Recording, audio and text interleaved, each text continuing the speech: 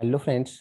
राजस्थान कर्मचारी चयन बोर्ड जयपुर लेकर आया है आपके लिए राजस्थान में टीचर बनने का एक सुनहरा मौका। जी हाँ फ्रेंड्स, शारीरिक शिक्षा अध्यापक के कुल 5,546, जिसमें से नॉन टीएसपी यानी गैर अनुसूचित क्षेत्र के 4,899 और टीएसपी यानी अनुसूचित क्षेत्र के 647 पदों पर ये भर्ती होनी है। जानेंगे आज के इस वीडियो में इस पूरी भर्ती प्रक्रिया के बारे में डिटेल में।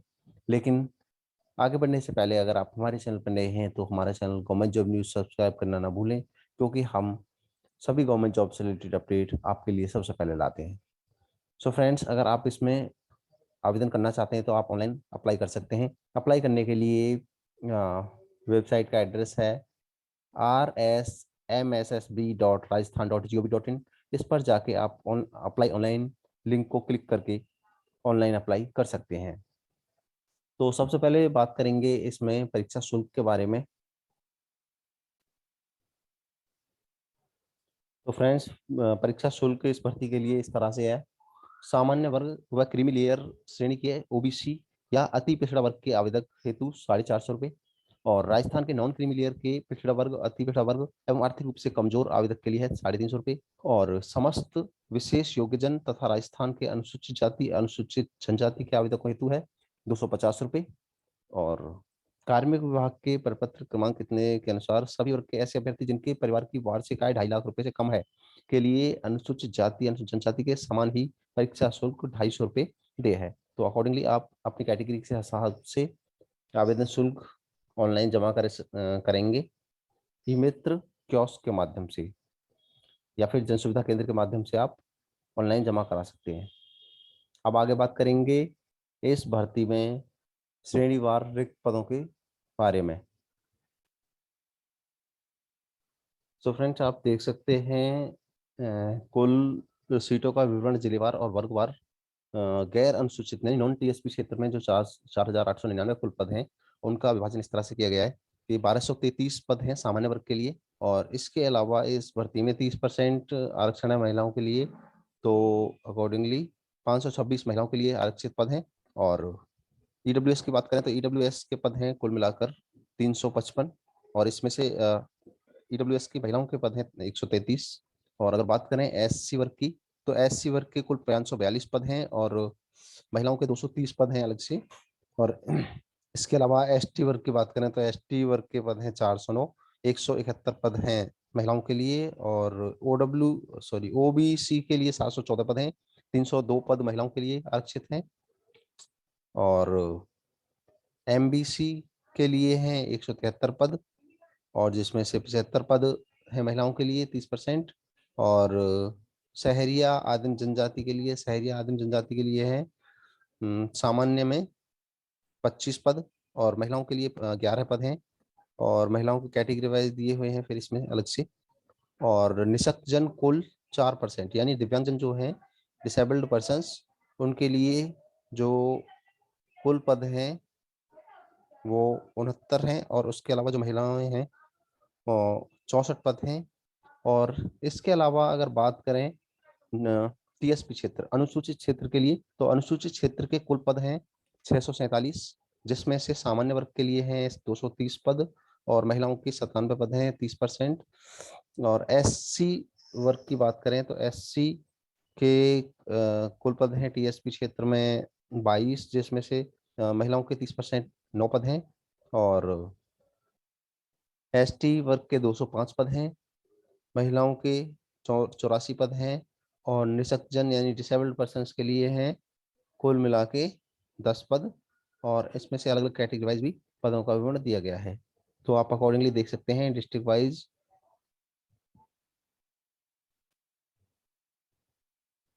और फ्रेंड्स, अब बात करेंगे वेतनमान के बारे में। तो वेतनमान राज्य सरकार द्वारा 7वें वेतन के अनुसार शारीरिक शिक्षा अध्यापक के पद हेतु पे मैट्रिक्स लेवल 10, आप पे मैट्रिक्स इंडेक्स देख सकते हैं, उसमें लेवल 10 की जॉब है ये। और जिसमें आपकी सैलरी, शुरुआती सैलरी बनेगी लगभग 65 to 75,000 पर मंथ। तो इसमें प्रावधान दिए गए हैं सीधी भर्ती द्वारा सेवा में नियुक्त परीक्षाधीन, यानी जो प्रोविजन पीरियड होगा ट्रेनिंग को परीक्षा की अवधि के दौरान मासिक नियत पारिश्रमिक ऐसी दरों पर संदत्त किया जाएगा जो सरकार द्वारा समय समय पर नियत की जाए। दूसरा, सीधी भर्ती द्वारा सेवा में नियुक्त सभी व्यक्तियों की नियुक्ति 2 वर्ष की परीक्षा अवधि के लिए होगी, यानी 2 वर्ष का प्रोविजन पीरियड होगा और उसके बाद आप स्थायी माने जाएंगे। इस अवधि के दौरान पद की वेतन श्रृंखला न देकर राज्य सरकार द्वारा निर्धारित दरों पर नियत पारिश्रमिक फिक्स्ड रेम्युनरेशन पे होगा और इसके अतिरिक्त अन्य कोई भत्ते या मकान किराया भत्ता, महंगाई भत्ता, शहरी क्षतिपूर्ति आदि कोई भत्ता पे नहीं होगा। और अब बात करें अगर पात्रता और शैक्षिक योग्यता की, तो किसी मान्यता प्राप्त बोर्ड से सीनियर सेकेंडरी या उसके समतुल्य परीक्षा, साथ ही सरकार या एनसीटीई से प्राप्त शारीरिक शिक्षा में प्रमाण पत्र सीपीएड या शारीरिक शिक्षा में डिप्लोमा डीपीएड या शारीरिक शिक्षा में स्नातक बीपीएड क्या हो। दूसरा, देवनागरी लिपि में लिखी हिंदी में कार्य करने का ज्ञान और राजस्थान की संस्कृति का ज्ञान होना चाहिए। और जो व्यक्ति पाठ्यक्रम में अंतिम वर्ष की परीक्षा में उपस्थित हुआ है या सम्मिलित हो रहा है, जो इन नियमों में उल्लिखित पद के लिए शैक्षिक योग्यता की आवश्यकता है या सीधी भर्ती के लिए पद के लिए आवेदन करने के लिए पात्र होगा, लेकिन उसे उपयुक्त चयन एजेंसी की अपेक्षित शैक्षिक योग्यता प्राप्त करने का प्रमाण पत्र प्रस्तुत करना होगा। और मुख्य परीक्षा में उपस्थित होने से पहले जहां लिखित परीक्षा और साक्षात्कार के 2 चरण के माध्यम से चयन किया जाता है।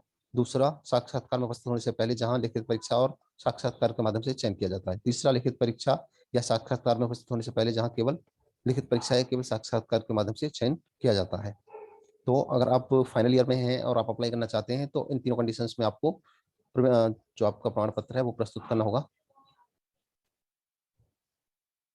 और अब बात करेंगे राष्ट्रीयता की, तो भारत का नागरिक होना चाहिए या फिर नेपाल का प्रजाजन हो या फिर भूटान का प्रजाजन हो या ऐसा तिब्बती शरणार्थी हो जो कि 1/1/1962 से पहले भारत में स्थायी रूप से बसने के विचार से आया हो, या फिर भारतीय मूल का व्यक्ति जो भारत में स्थायी रूप से बसने के विचार से पाकिस्तान, बर्मा, श्रीलंका, पूर्वी अफ्रीका देश, कीनिया, युगांडा तथा संयुक्त तंजानिया गणराज्य, जाम्बिया, मालवी, जैर और इथियोपिया से भारत में स्थानांतरण कर लिया हो। और अगर आयु सीमा की बात करें तो आवेदक 1 जनवरी 2023 को 18 वर्ष की आयु प्राप्त कर चुका हो और 40 वर्ष का ना हुआ हो, यानी 18 से 40 आपकी एज होनी चाहिए। और जो आरक्षित वर्ग है उसको नियमानुसार छूट दी जाएगी आयु सीमा में। और आइए अब जान लेते हैं परीक्षा शुल्क जमा करने और ऑनलाइन पत्र भरने की अवधि के बारे में। तो परीक्षा शुल्क राज्य के निर्धारित ई मित्र कियोस्क या फिर सीएससी जन सुविधा केंद्र, net banking, ATM, debit card, credit card के माध्यम से दिनांक 23 जून 2022 से लेकर 22 जुलाई 2022 को रात्रि 12 बजे से पहले तक जमा किया जा सकता है। और ऑनलाइन आवेदन आप जमा कर भर सकते हैं 23 जून 2022 से लेकर 22 जुलाई 2022 को रात्रि 12 बजे से पहले पहले। और बात करें परीक्षा का माह और दिनांक की, तो शारीरिक शिक्षा अध्यापक के पदों की भर्ती हेतु बोर्ड द्वारा परीक्षा दिनांक 25 सितंबर 2022 को आवंटित परीक्षा केंद्रों पर करवाई जाएगी और इसके संबंध में सूचना वेबसाइट और प्रेस विज्ञप्ति के माध्यम से दे दी जाएगी। और अब सबसे इम्पोर्टेंट चीज, शारीरिक शिक्षा अध्यापक के पदों पर भर्ती हेतु परीक्षा की स्कीम और पाठ्यक्रम के बारे में बात कर लेते हैं। तो परीक्षा 460 अंकों की होगी और स्पोर्ट्स या टूर्नामेंटों में भाग लेने के लिए अधिकतम 40 अंक दिए जाएंगे अगर आपने स्पोर्ट्स पर्सन है। और 2 प्रश्न पत्र होंगे। प्रश्न पत्र फर्स्ट 200 अंकों का होगा और प्रश्न पत्र सेकंड 260 अंकों का होगा। प्रश्न पत्र फर्स्ट में क्या होगा, प्रश्न पत्र अधिकतम 200 अंक का होगा और प्रश्न पत्र की समाप्ति 2 घंटे की होगी। प्रश्न पत्र बहुकल्पीय होंगे 100 क्वेश्चन और प्रश्न पत्र में निम्नलिखित विषय होंगे जिनके अंक उनके सामने दर्शाए होंगे। तो राजस्थान का भौगोलिक, ऐतिहासिक, सांस्कृतिक और सामान्य ज्ञान पूछा जाएगा। राजस्थान की समसामयिक घटनाएं पूछी जाएंगी। विश्व और भारत का सामान्य ज्ञान पूछा जाएगा और शिक्षा मनोविज्ञान पूछा जाएगा। ये तो था पेपर फर्स्ट का प्रारूप। अब पेपर सेकंड की बात करें जो 260 अंकों का होगा और इसमें भी क्रीड़ा और टूर्नामेंट में भाग लेने के लिए 40 अंक दिए जाएंगे। प्रश्न पत्र की अवधि 2 घंटे की होगी और 130 प्रश्न होंगे और यहाँ पे नकारात्मक अंक लागू होगा। और इसका जो पाठ्यक्रम है वो इस तरह से होगा। सेकेंडरी और सीनियर सेकेंडरी स्तर की शारीरिक शिक्षा का सामान्य ज्ञान होना चाहिए। क्रीड़ा और शारीरिक शिक्षा का सामान्य ज्ञान और समसामयिक घटनाएं और इतिहास। शारीरिक शिक्षा के सिद्धांत, परिभाषाएं और इतिहास पता होना चाहिए। शिक्षा और खेल मनोविज्ञान, शारीरिक शिक्षा की विधियां, पर्यवेक्षण और उसके संगठन, प्रशिक्षण के सिद्धांत और निश्चय, क्रिया और स्वास्थ्य शिक्षा, मनोरंजन, कैंप और योग आदि के बारे में क्वेश्चन पूछे जाएंगे।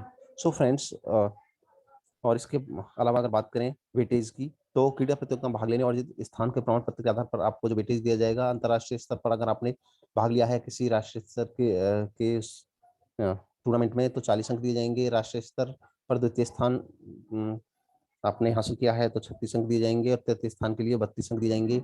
राष्ट्रीय स्तर पर भाग लेने या राज्य स्तर पर विजेता को 28 अंक दिए जाएंगे और द्वितीय स्थान वाले को 24 अंक, तृतीय स्थान वाले को 20 अंक दिए जाएंगे। ऐसे जिला स्तर पर 16 अंक दिए जाएंगे, सेकंड वाले को 12, थर्ड वाले को 8 और जिला स्तर पर भाग लेने पर 4 अंक दिए जाएंगे अगर आपने स्थान भी नहीं प्राप्त किया तब भी। सो फ्रेंड्स, आज के इस वीडियो में हमने इस भर्ती से रिलेटेड सभी महत्वपूर्ण जानकारी आपके साथ शेयर की।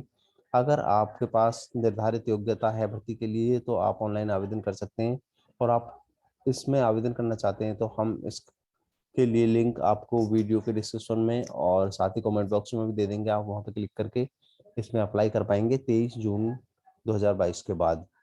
सो फ्रेंड्स, अगर आपको ये वीडियो यूजफुल लगा हो तो आप इसे लाइक करें, साथ ही दोस्तों के साथ शेयर करें, और हमारा channel government job news subscribe करना ना भूलें। So thanks for watching.